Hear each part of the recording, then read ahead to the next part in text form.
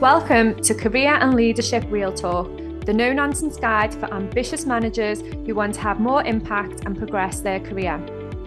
I'm Pamela Langan, a job search coach and expert CV writer specialising in helping frustrated professionals land the jobs and pay rises they know they deserve. And I'm Jackie Jagger, a leadership and mindset coach specialising in helping newly promoted and new to role leaders to avoid the dickhead trap and lead with confidence. Between us, we've helped hundreds of leaders and managers to find new roles, take ownership of their careers, and handle the challenges that job searches and leadership responsibility inevitably bring. And now we're joining forces to share with you what we know has worked for our clients. Hello, and welcome to this week's episode. We are going to be sharing with you our tips this week on how to become a great hiring manager. So when you lead and manage teams, recruitment is going to be an inevitable part of that. For some of you, you might love it. For some of you, it might feel challenging. So we wanted to share our perspectives and tips for you today. Pam, this is something that comes up for pretty much every manager at some point. As our resident recruitment expert, what are the challenges or obstacles that you see people have when it comes to being a great hiring manager? I think the biggest challenge is not recruiting that often. So lots of managers will need to recruit at some point during their career, but they might not do it on a regular basis. So then every time they do need to do it, it's trying to remember and start again every time. And that can be quite daunting for lots of people.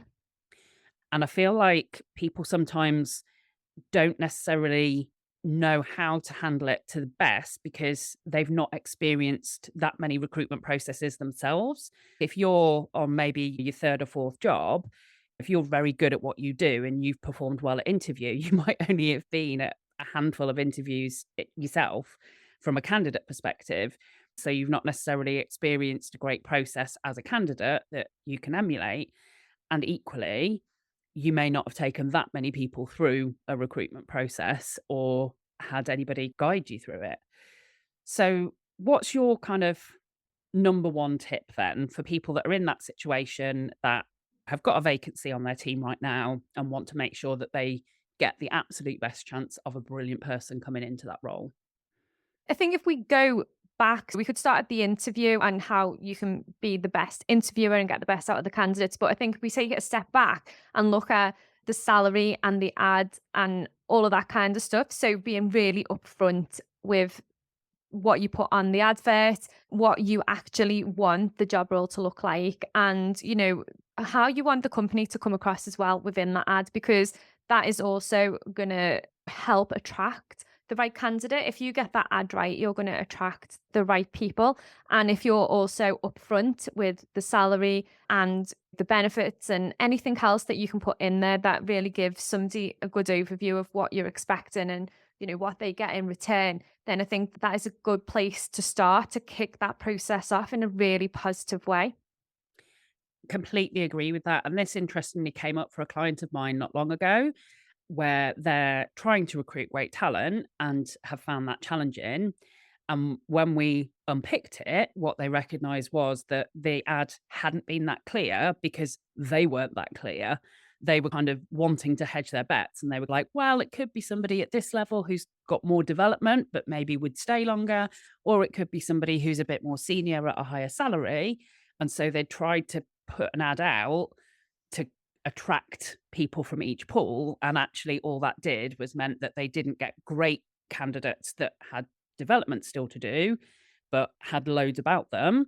And they also weren't getting the more experienced candidates who were at the top end. And obviously, they weren't including a salary in the ad because the salary would be different depending upon what somebody brought.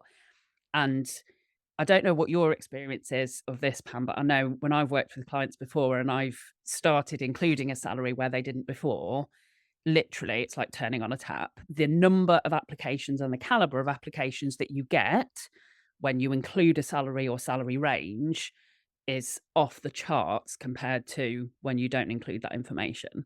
Yeah, and I think what you get when you do include that information is you get people who are able then to tailor their application appropriately. Because if you're looking at salary levels or salary bandings, it's easier then to say, okay, what level do I need to be demonstrating that I can work at when I'm applying for this role? And then it will make the whole application process easier for the candidate. And also, it will make the sifting process easier for you as the employer, because you are going to have more tailored applications, or at least more people that fit into that salary banding and can offer what you need, rather than the massive range that you get if you don't put that salary on and you've got a vague job description on the ad. And it can be so time consuming, and you could be using that time to perfect the interview experience, but you spend all that time sifting through if you've not been really clear on the job ad. So I think that is definitely something to consider at the very start of the process. Like, what goes on that ad is really going to determine how the process pans out. And I think it's clearly not every hiring manager will have the autonomy or the input into what goes on the ad or whether salaries are advertised. So I think we recognize that you may not have the opportunity to have complete control. This is about if you do, or this is something that you can influence, then go ahead and do it. And if you can't, then what I would say is it's important to be as transparent about those things as early in the process as you can. So I've known people that have got the whole way through a process and then offered somebody less than what they're currently on. It's like, what a waste of time and energy for everybody concerned. So, as a hiring manager, you're getting excited about this person. You're assuming that they know what the salary bracket is. And you've been the whole way through that process thinking, yes, this is the person I want on my team. And for the candidate, likewise, they've come through this thinking, like, yeah, I want to work with you. I can see myself doing this role. I think I could do a great job of it. Then it's like bursting the balloon on both sides because nobody's actually made sure that expectation was matched from the outset. So, what else then? If people have got that kind of transparency and they've got that clarity up front, what next would you say for a hiring manager? I suppose as well, the next key thing is remembering that it's a two-way process, because so many times, I am constantly flying the flag for interviews being a two-way process. And then a lot of the feedback that comes back from my clients is that it didn't really feel like a two-way process. They were just talking at me, they were asking the questions, I was given the answers, and then it was, "We're almost finished. Have you got any questions to ask us?" And it wasn't, in many cases, a two-way process. So it's about how can you set that, that meeting up, that first meeting, or maybe it's a second or third interview, whatever stage you're up to. How can you set that up so it is a two-way process? How can you design the questions to make sure that you're creating that rapport as well with the candidate? And it's not just about, we ask you questions, you answer, we're on to the next thing. What can you do to make sure that you're getting the best out of those people as well? I suppose it's commonly known that people go into interviews nervous, but what people don't always realize is that those nerves can cause people to have mind blanks, to forget some of their really good answers and things like that. So how can you make somebody feel really comfortable so that they might still be nervous, because interviews are nerve wracking generally, but how can you put them in a position where you're getting the absolute best out of them? And it does come down to the questions that you ask them, and also making sure that you do create that two-way process.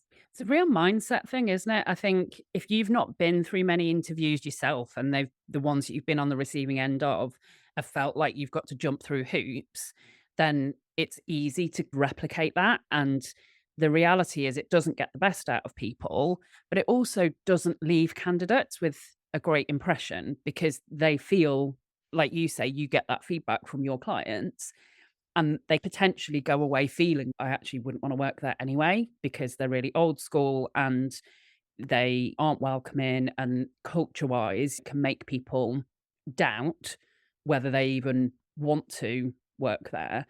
And one of the tips I would have is to always aim to leave candidates with a positive impression, which I think really builds on that point you're saying of make it a two-way process Yeah. because you're much more likely to leave people with a positive impression.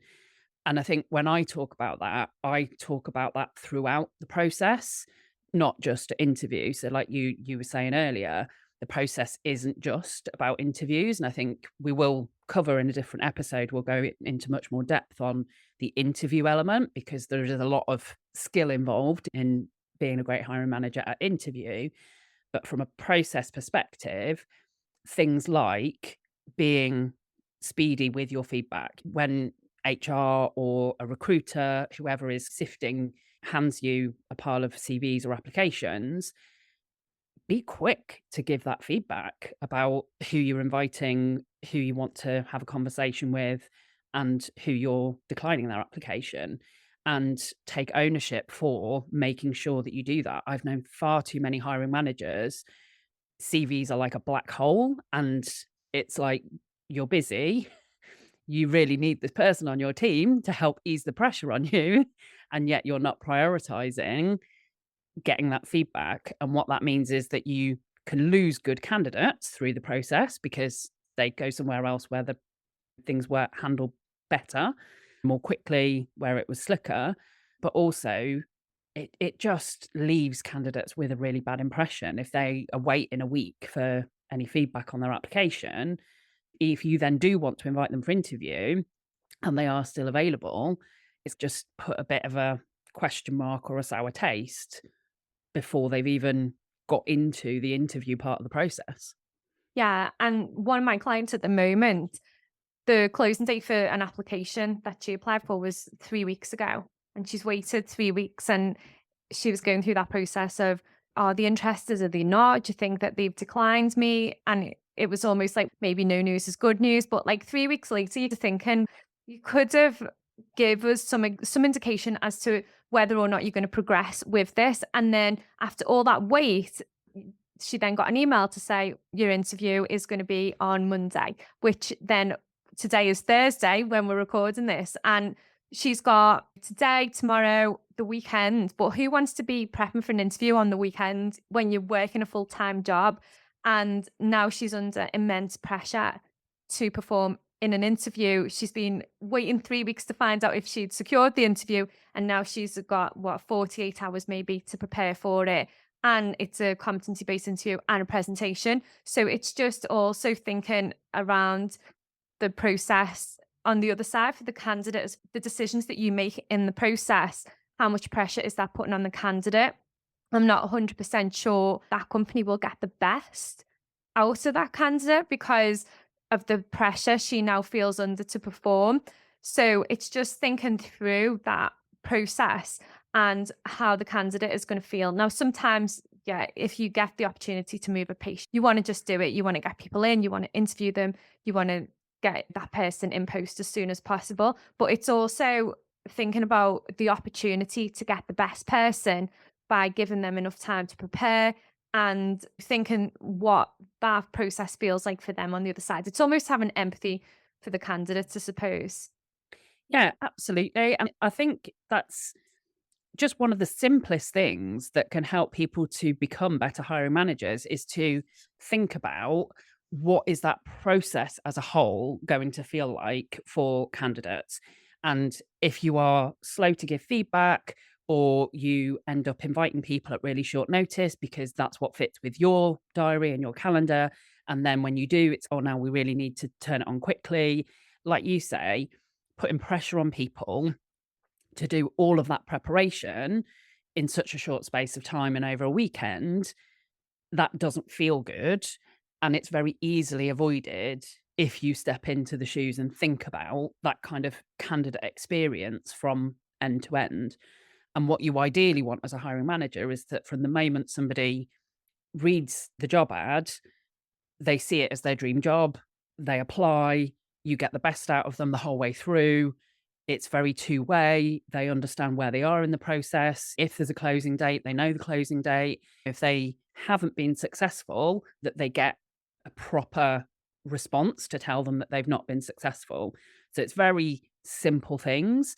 And I think for me, one of the kind of crucial tips that encompasses all of that is take ownership. When you have vacancies, don't just leave it to chance or to the HR team and assume that's all being taken care of. Understand what are candidates for that vacancy experiencing, so that you can then take full ownership for it and for making sure that it works as well as it can. Yeah, I think that's a really good point because if you do take ownership, you will guarantee or you'll significantly increase your chances at least of getting the right person. Because once that person does spot that ad, like you're absolutely right, it's wow, that's my dream job. And they want to feel that positive experience all the way through. And I can't think of a better way to start a new role or to accept an offer. And you've gone through that process and you've felt supported and informed all of the way through. You've been able to have those conversations, find out about the role. You've been able to make an informed decision because you've met the hiring managers. You've been asked questions, you've been able to build some rapport, and then you've been able to make that informed decision that, yeah, this is actually my dream job. Like it was when I read the ad. It's that real positive experience, isn't it? And I think there's nothing better than starting a new role from that perspective. And I think that is also like thinking about the negotiation element of it and being willing to negotiate as an employer. I think if you're completely upfront with the salary and what people can expect to be paid and what are the working conditions, is it remote, is it hybrid, is it office based, be really upfront from the start and not just wing it and see what you get through and hope you can negotiate it at the end. I think if you can, the more upfront you can be, the more positive that process is going to be and the less likely somebody will need to negotiate at the end of that process when they get the job offer. But also if there is a need to negotiate, that you're open to that and almost welcome the opportunity to have that conversation to make sure that person is joining on mutually beneficial terms. Absolutely. And I think my tip on that score would be to be challenging yourself to be more open and more flexible than might feel comfortable. Because my experience has been that hiring managers often just assume that this has got to be the same as it was. So if they've got a vacancy where they're replacing somebody on their team, there is an assumption of this has got to be the same level, the same terms, the same job, the same kind of person as was previously in this role. And when you have a vacancy, whether it's internal or external, whether it's a replacement, whether it's because a new role has been created, there is a real opportunity to look at how does work get divvied up within the team? Are there things that could move and sit with somebody different? How can you stretch and challenge other members of your team and give development opportunities? And how can you make sure that as a whole, the team fits together?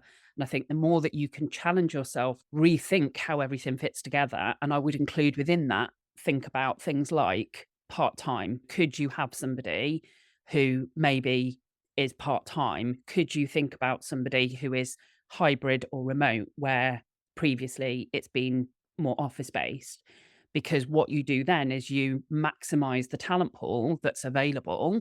My experience with candidates is that people massively value flexibility. They massively value businesses where there is opportunity, where things do get changed and there's not a kind of we just do things the way we've always done them type attitude. So I think if you can really show that you're challenging yourself to be as open as early on as possible, you just really increase the talent pool that's available to you and often can find better solutions than what you've previously had. Yeah, I think that is amazing advice because once you start looking beyond what you think or what the norm is within the organization, you do open the doors to a lot more candidates and a whole variety of expertise and experiences that ordinarily those people might not have applied for that position because it wasn't open to them. You know, they couldn't see how they fit into it or if they wanted part time or whatever. So I think that's a really good shout on that one. And I think from my point of view as well, in terms of interviewing candidates and designing the right questions, if you can take the time to go through that job description and really think about what you need to see from those people in order to know that they're right for the role that they're going to come in and deliver. If you can think that through, I've sat on loads of interview panels and this is the job description And then these are the standard 15 questions that we ask. So which questions do we want to ask? And then everybody picks their favorite question, and then the favorite question is asked. And this is for senior level roles.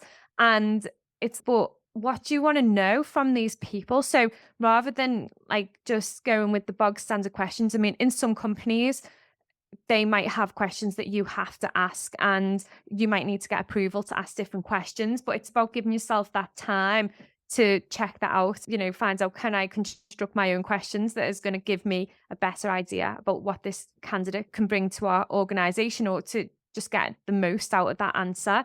So thinking through, what do we need these people to say in the interview? What answers do we want them to give that demonstrate they can deliver what we need to deliver? I think that is key as well. And that is also giving yourself that time and space, and being as flexible as you can around that, because the bog standard questions that you might get from HR that have been used for years and years, and these are the questions that we always use, might not be the best fit for you to get the best candidate in that interview. Absolutely. And not just the questions, but I think, like you say, when you go back to what do we need people to demonstrate, it's not just the interview aspect, it's the whole process. So sometimes you can put screening questions with the job ad, for example. So if it's a job that requires a lot of travel and overnight stays, that was one where I was working with a firm where that was a common requirement. And it wasn't unusual in their industry. They were in engineering and they needed people to be able to go to sites all around the country. But by asking that question as a screening question up front and demonstrating this is the reason why we're asking this question, is this something that you are prepared to do? Then what that did was ensure that they got applicants who understood that expectation, and they had a demonstration of people's commitment to be open to that and willing to do that early on in the process.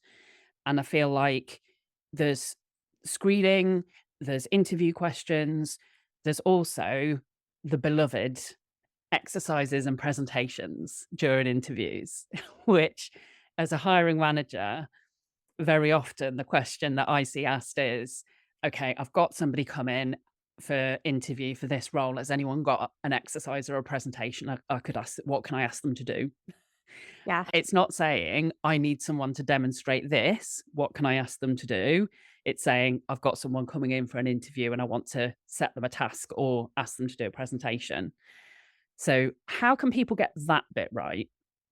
I think that is, again, a really good point, because that is where you see a lot of interview processes falling down, because the candidates are given the most random things to present about. If you wanted to see, is this person confident enough to present to us and provide some information and give their own thoughts and views on something, you could always ask them to just present about something that's important to them, or something about themselves, rather than setting a task that maybe isn't that relevant, or maybe isn't like a true real life scenario that puts more pressure on a candidate, which means then you're not really going to get the best out of them, because they might be talking about something that they're not completely sure about.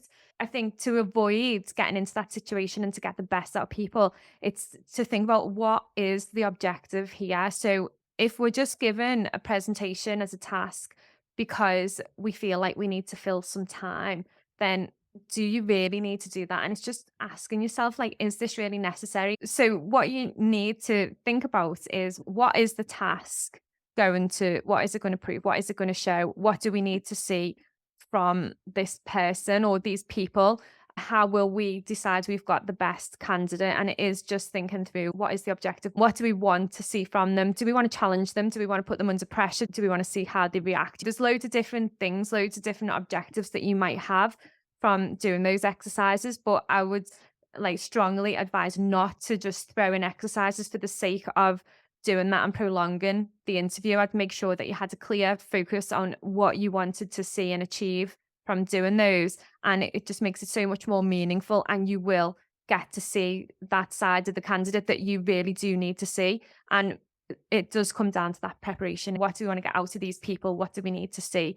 And once you start going down that road and understanding those things, everything else becomes so much easier, because then you can pick the right tasks and the presentations and things that will allow you to see that.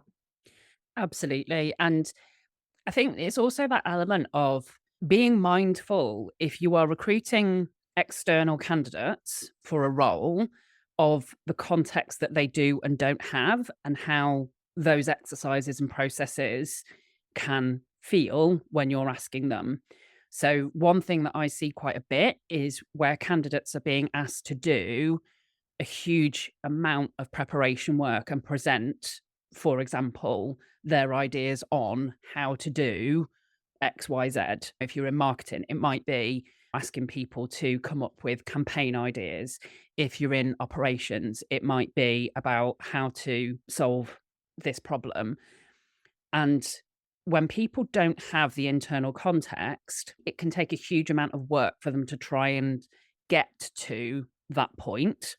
And what that can do then is feel quite, from a candidate perspective, it's easy to push people to feel as if you're basically just trying to get loads of ideas for free from different candidates, which, going back to that point of leaving them with a positive impression, that really doesn't do. So be mindful of not coming across as if you're trying to get loads of ideas for free. But also, it's the amount of workload, even if you're not trying to get ideas for free, the amount of work that goes into them trying to get the information and be in a position to answer that question is so different when they're external compared to all of that knowledge and context that you already have. So it's being mindful of what you're asking them to prepare as well as what you're asking them to demonstrate. Yeah, I totally agree with that because I think once you uncover what it is you need them to demonstrate, it just makes the process so much easier and you're not just doing tasks for tasks' sake. And I think that is the key to it. And when people talk about hiring top talent, if you want to hire top talent, then you need to give people the right conditions and the space to show you what talent they bring to the table. Yeah, I think that's such an important point because it's so easy to get stuck into a process and just be following it and lose sight of that, even if you know that up front, that this is the overall objective from any process is to get the best talent into the role. And I feel like sometimes the sight gets lost on that point as you go through. So if we were to summarize then, I think realistically from all that we've covered today, there's probably a few real key points that come out. So for me, I think stepping into the candidate's shoes and being really clear on what they're perceiving and their view of the process, the entire process end to end, is a really crucial part of being a hiring manager. And I think taking ownership and stepping into that empathy for their experience would probably summarize my kind of biggest takeaway for people. What would be yours? Obviously I'm going to come up mine from a recruiter perspective on I so mine would be to make sure that you understand the role profile or the job description and the person specification in detail so you know that's right and that when you create that job ad or when if HR are creating that job ad that you can feed into that to make sure that you are attracting the right people. So it's about that understanding the job description, the person specification, and then making sure that you're really upfront about the working conditions, the salary, and all of that kind of stuff on the ad. I think that is really important, especially when candidates are thinking about tailoring their applications or what level they're pitching it at. It makes it so much easier if they've got that clear information. Absolutely. So hopefully that's been helpful for those of you that are recruiting at the moment. As we've said, we will be doing another episode. So it won't be next week's, but in the next few weeks, we will be doing an episode that specifically really focuses on creating a great interview experience because we know that there's lots of skill that goes into that. For now, thank you for listening. As ever, if there are topics you would like us to cover, then connect with us on LinkedIn. Our profiles are linked in the show notes. Drop us a DM, let us know what you would like us to cover. And in the meantime, thanks for listening, and we'll catch you again next week. Exciting news from us. If you're an ambitious leader or manager earning 50k or more and you're ready to take your career to the next level, we have an opportunity for you. Introducing Catalyst Career Club, your secret weapon for unlocking career success. As a member, you'll get access to monthly live training sessions, exclusive job opportunities, and the ability to get personalised advice from us on your toughest career challenges. We've helped thousands of driven leaders like you secure significant pay rises, land dream roles, and thrive in their careers. And now we want to support you in achieving your most ambitious career goals too. Membership is just $6.99 per month with no contract or tie-in. And as a special bonus for being our podcast listeners, you can use the code podcast at checkout to get your first month for just £1. Head over to pamelalangan.com/Catalyst Career Club to sign up now, and we'll see you inside.